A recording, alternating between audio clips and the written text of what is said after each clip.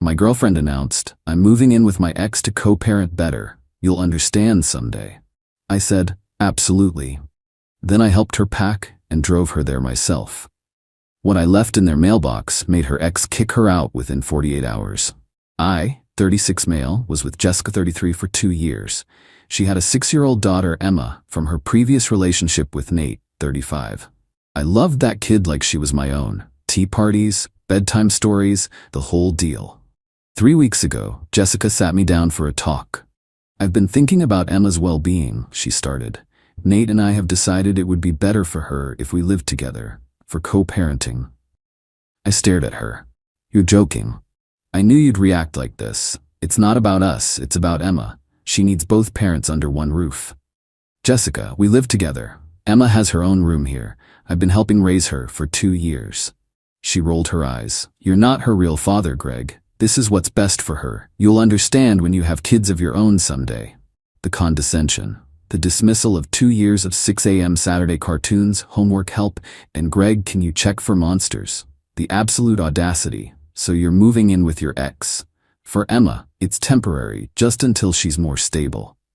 "And our relationship?" "We can still date. You can visit on weekends. Nate's fine with it." "Nate's fine with it. How generous of him." I took a deep breath. "You know what? You're absolutely right. This is what's best. When do you want to move?" Her face lit up. "Really? You understand?" "Completely. I'll even help you pack." She hugged me, tears in her eyes. "I knew you'd come around. You're so mature about this." "Yeah, real mature." Update 1. I spent the week being the perfect supportive boyfriend. Helped her pack, organized boxes, even labeled everything. Jessica was over the moon about how understanding I was being. "See, this is why I love you," she said while wrapping dishes. "You get that modern families are complicated." "Absolutely." "Hey, what's Nate's girlfriend think about this?" Jessica's face darkened. "He doesn't have one. We agreed no partners at the house. It would confuse Emma." "So you're both single, living together."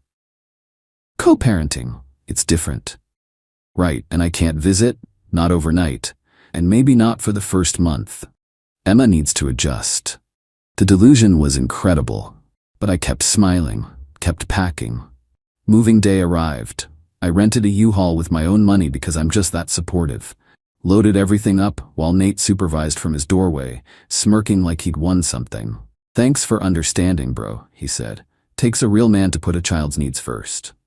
"Oh, I agree. Children should always come first." He didn't catch the emphasis. Jessica didn't either. After unloading everything, Jessica walked me to my truck. "I'll call you tomorrow, okay? We can plan our first date night. Looking forward to it." She kissed me goodbye. Nate watched from the window. I drove away, but not home. I had one more stop, their mailbox. See, while helping Jessica pack, I'd found something interesting in her closet. A folder labeled legal documents. Being the helpful boyfriend I was, I'd made sure to pack it safely. But first, I'd made copies. Lots of copies. The custody agreement from their divorce was fascinating reading.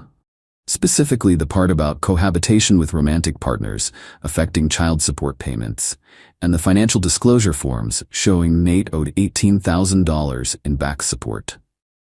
But the real treasure? Text messages between them from a month ago that Jessica had printed. Why do people print texts? Messages where they explicitly discussed getting back together, but keeping me around for financial stability, since I'd been paying half her rent and buying Emma's school supplies. "Nate, just move back in. We'll figure out the Greg situation later. He's too useful right now. Paid for Emma's dance classes for the whole year." Now, what a sucker. Be nice. He loves Emma. Makes this easier. I left copies in the mailbox with a sticky note. "Nate, thought you should see what Jessica's been saying about your performance issues to her friends. Also, your ex-wife Carla might want to know about that back child support. Already sent her copies. Good luck with the new roommate, Greg." The performance issues thing? Made that up. But cheaters are always paranoid about what else their partner might be sharing. Update 2. The calls started at 6 a.m. "Jessica, what did you do? Good morning to you too. How's the co-parenting going?" "Nate's losing his mind. He says you sent him something. He won't tell me what, but he wants me out today. That's weird. I just dropped off some paperwork I found while packing. Thought it might be important." "What paperwork?" Oh, various things. Legal documents, text messages. You really should be more careful with sensitive information. Silence. Then, you went through my things? I was packing them. You asked me to pack everything, remember? I was being thorough. Those were private.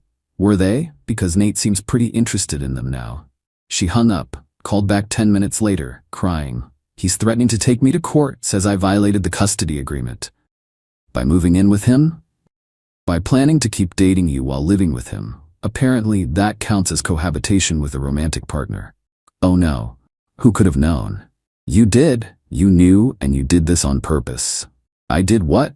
Share information? I thought co-parents should have full transparency. Isn't that what you told me? She started screaming about betrayal and trust. I hung up. Nate called next. You think you're clever? I think I'm single. My ex-girlfriend just moved in with her ex. How's that working out? She played you for 2 years, man, and you for longer, apparently. Did you know she told her friend group about your crying episode? The one after you couldn't perform? It's not. She said she never told anyone. Check the screenshots I left. Page 3. There was no page 3. But paranoia is powerful. I'm kicking her out. That's between you two co-parents. I'm just a guy who helped his ex move. Have a great day. But the real explosion came from Carla, Nate's ex-wife. She'd received my package with documentation of his back child support and screenshots of him bragging to Jessica about hiding income. She called me that afternoon. Is this real? Every word. Check the metadata on the screenshots if you want. $18,000. That bastard told me he was broke. Apparently not too broke to rent a nice 3-bedroom house for Jessica to move into. Oh, he's done. My lawyer's going to destroy him. Sorry you're dealing with this. Don't be sorry. You're a hero. That money is for my kids' college funds. Update 3. Jessica's world imploded faster than a house of cards in a hurricane. First, Nate kicked her out after finding more evidence I hadn't actually left. His paranoia had him convinced Jessica had been sharing all his secrets with me. She hadn't, but guilty people always assume everyone else is guilty too. She showed up at my door with her car packed full of boxes. Please, I need somewhere to stay. Just for a few days. What happened to co-parenting? He's being ridiculous. He thinks I told you about his private issues. Did you? No, I mean maybe mentioned 1 or 2 things but nothing serious. Sounds like a trust issue between co-parents. Not my problem. Greg, please, I have Emma with me. That hit hard. I loved that kid, but I stood firm. You have parents, you have friends, you made your choice. I chose what was best for Emma. No, you chose to use me as a wallet while planning to get back with your ex. I saw the text, Jessica. Her face went white. Those were taken out of context. He's too useful right now, needs context. I didn't mean it like that. How about, what a sucker? What context makes that better? She started ugly crying. Emma was watching from the car, and I felt terrible for the kid. But enabling Jessica wouldn't help Emma in the long run. There's a motel 2 miles down the road. They have weekly rates. You're really gonna do this to Emma? You did this to Emma when you decided to play games with the adults in her life. Don't put this on me. She left, still crying. Posted on social media about men who punish children for adult problems and fake fathers showing their true colors. My response was simple. I posted the screenshot of her and Nate calling me a sucker with the caption, "When you find out you were just a wallet with legs." PSA. Trust your gut, fellas. Her post disappeared within an hour. Update 4. The legal fallout was beautiful to watch from a distance. Carla's lawyer filed an emergency motion for contempt regarding the back child support. The judge was not amused by Nate's hidden income. He got 30 days to pay the full $18,000 or face jail time. Nate, in desperation, tried to claim Jessica owed half since she'd been benefiting from the arrangement. The judge actually laughed. Sir, you can't retroactively make your girlfriend responsible for your child support. Meanwhile, Jessica's custody situation deteriorated. Since she'd moved Emma out of her stable home with me into Nate's house, then into a motel, the court considered her living situation unstable. She called me crying. They're giving Nate primary custody. This is your fault. How is your poor planning my fault? If you hadn't left those papers, if you hadn't tried to play everyone, none of this would have happened. I was trying to do what was best for Emma. No, you were trying to have your cake and eat it too. Now you're choking on it. But the most satisfying moment came from an unexpected source. Emma's school counselor reached out to me. Mr. Gregg, Emma's been asking for you. She's allowed to write letters if you're comfortable receiving them. My heart broke, of course. I'd love to hear from her. The first letter arrived yesterday. Dear Gregg, Mom says you don't love us anymore, but I don't believe her. Do you still remember our secret handshake? I miss our pancake Saturdays. Love, Emma. I wrote back immediately, careful to keep it appropriate and copy her counselor. Dear Emma, I'll always care about you. I remember our handshake perfectly. Life changes sometimes, but the fun memories stay forever. Keep being awesome. Your friend, Gregg. Jessica found out about the letters and went ballistic. Called me screaming about undermining her parenting. You moved in with your ex to undermine our relationship. I'm writing appropriate letters to a kid I helped raise for 2 years. See the difference? Update 5. The grand finale came courtesy of Jessica's own entitlement. Unable to afford a decent place, since she'd been relying on my income, she moved back with her parents. They were less than thrilled to have their 33-year-old daughter and granddaughter crammed into their retirement condo. Her dad, Frank, actually called me. Gregg, what the hell happened? Jessica says you sabotaged her co-parenting arrangement. Frank, did she tell you she was planning to date me while living with her ex? What? Did she mention the texts where they called me a sucker for paying her bills?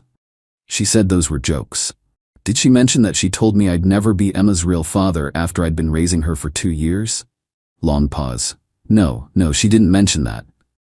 I've got screenshots if you want them. Send them. I did. Frank called back an hour later. I'm sorry, Gregg. We didn't raise her to be like this. Not your fault, Frank. You were good to Emma. Hell, you were good to Jessica. She just got greedy. Yeah. The last I heard through mutual friends, Nate had to sell his house to pay the back child support and legal fees.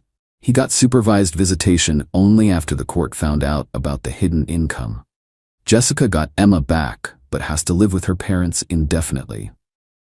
She's working 2 jobs to afford a lawyer to fight for full custody. She tells everyone I'm a narcissistic abuser who manipulated the situation. Nobody believes her after the screenshots went public. Last week, I got one final text from an unknown number. You destroyed my life over pride. I hope you're happy. I responded, I'm not happy or unhappy about your situation. I'm indifferent. You made choices. Those choices had consequences. I just made sure the right people knew about them. Emma misses you. That's manipulation, and you know it. It's true, though. Then maybe you should have thought about that before treating me like a walking ATM while planning your reunion with Nate. I never loved him. I love you. You love what I provided. There's a difference. Please, can we talk? We just did. Lose this number. I blocked it and went back to my life. Started dating a woman named Claire who has no kids, no ex-drama, and pays her own bills. It's refreshing. Final update. It's been 2 months since the mailbox incident. Here's where everyone landed. Jessica is still at her parents' place, working as a receptionist during the day and stocking shelves at night. Her social media is full of inspirational quotes about rising from the ashes and strong single mothers. The comments are mostly empty platitudes from other bitter people. Nate is living in a studio apartment, wages garnished for child support. His ex-wife Carla sent me a thank you card with a Starbucks gift card and a photo of her kids at Disney World with the note, "The back support paid for this. Thank you for having more integrity than their father." Emma? That still hurts. The counselor says she's doing okay but misses the stability. I've kept all her letters and wrote back when allowed, always appropriate, always copied to the counselor. Jessica tried to stop it, but the court said maintaining positive relationships was in Emma's best interest. Some of my friends said I went too far. You didn't have to nuclear option it, they said. But here's the thing. I didn't create the nuclear option. Jessica did when she decided to move in with her ex while keeping me as a backup plan. Nate did when he hid income from his kids. I just made sure the truth came out. Was I petty? Absolutely. Was I wrong? I don't think so. Jessica wanted to have it all. The ex, the boyfriend, the financial support, the emotional backup plan. She gambled on me being too nice to do anything about it. She lost. The funniest part? About a month ago, Nate tried to reach out to Bro Bond over being played by the same woman.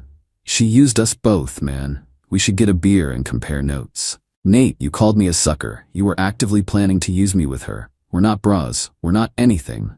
You both got exactly what you deserved. Come on, water under the bridge you both set on fire? Pass. He called me various names and hung up. Looking back, the red flags were there. The way Jessica always compared me to Nate. The way she'd text him constantly about Emma stuff that didn't require immediate responses. The way she'd light up when he picked Emma up, then complain about him the second he left. I was useful. That's all. But hey, at least I helped Emma with her multiplication tables. Taught her to ride a bike without training wheels. Made her laugh with my terrible dad jokes. Those memories are real, even if Jessica's feelings weren't. To everyone asking if I regret it? No. They conspired to use me. I exposed them. Actions have consequences. And to Jessica, since I know you still cyberstalk me, yes, I kept the receipts for everything I bought Emma. No, I'm not seeking reimbursement. They were gifts to an innocent kid, not investments in your con game. But next time you tell someone they're not a real parent, remember that real parents don't use their kids as manipulation tools. Claire thinks the whole story is insane. Who moves in with their ex while dating someone else? Someone who thought they found a sucker. Did they? For 2 years, yeah, but suckers learn. We're taking a cooking class together. No drama, no schemes, no secret texts with exes, just normal, boring, healthy relationship stuff. It's nice. Oh, and Nate's house that he had to sell, the one Jessica was so excited to move into? I drove by last week. There's a rainbow flag in the window and a love wins sign in the yard. The new owners seem nice. Karma's funny like that.